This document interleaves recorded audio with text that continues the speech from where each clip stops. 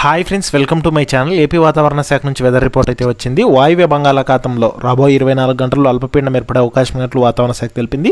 So దీని ప్రభావంతో ఏ జిల్లాలో వర్షాలు పడతాయి, దానికి సంబంధించిన పూర్తి వివరాలు అనేది తెలుసుకుందాం. వీడియోని అయితే స్కిప్ చేయకుండా చివరి వరకు చూడండి. వీడియోలోని ఇన్ఫర్మేషన్ నచ్చినట్లయితే ఛానల్ని సబ్స్క్రైబ్ అయితే చేసుకోండి. వీడియో యూస్ఫుల్ అనిపిస్తే మీ ఫ్రెండ్స్ అండ్ ఫ్యామిలీ మెంబర్స్కి మన వీడియోస్ని షేర్ చేసి నాకు సపోర్ట్ చేయండి. చాలామంది వీడియోస్ చూస్తున్నారు కానీ లైక్ చేయట్లేదు. మీరు నేను లైక్ చేస్తే నాకు అంత సపోర్టివ్గా ఉంటుంది, వీడియో కూడా ఎక్కువ మందికి చేరుతుంది. దానివల్ల వీడియోలోని ఇన్ఫర్మేషన్ ఎక్కువ మందికి తెలిసే అవకాశం అయితే ఉంటుంది. అలాగే వీడియోని హైప్ అయితే ఇవ్వండి. ఇక లేట్ చేయకుండా టాపిక్లోకి వెళ్ళిపోదాము.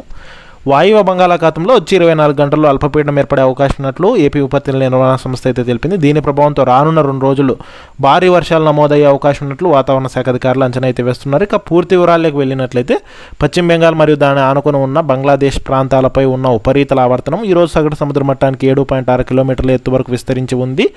దీని ప్రభావంతో రాబోయే 24 గంటల్లో గంగా తీర, పశ్చిమ బెంగాల్ మరియు తీర ప్రాంతాలు, దాని ఆనుకుని ఉన్న వాయువ్య బంగాళాఖాతంలో అల్పపీడనం ఏర్పడే అవకాశం ఉన్నట్లు వాతావరణ శాఖ తెలిపింది. ఇక ఆగ్నేయ బంగాళాఖాత ప్రాంతంలో సగటు సముద్ర మట్టానికి 4.5 నుంచి 5.8 కిలోమీటర్ల ఎత్తులో ఉపరితల ఆవర్తనం కొనసాగుతోంది.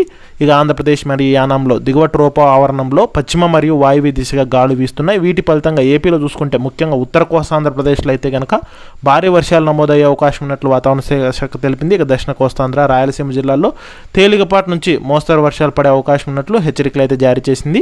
ఇక రానున్న 3 గంటల్లో చూసుకున్నట్లయితే ముఖ్యంగా శ్రీకాకుళం, పార్వతీపురం మన్యం, విజయనగరం, విశాఖపట్నం జిల్లాల్లో భారీ వర్షాలు కురిసే అవకాశం ఉన్నట్లు వాతావరణ శాఖ అయితే తెలిపింది. అలాగే కోస్తాంధ్రలో పిడుగులతో కూడిన మోస్తరు వర్షాలు పడవచ్చు అని వాతావరణ శాఖ అధికారులు అంచనా అయితే వేస్తున్నారు.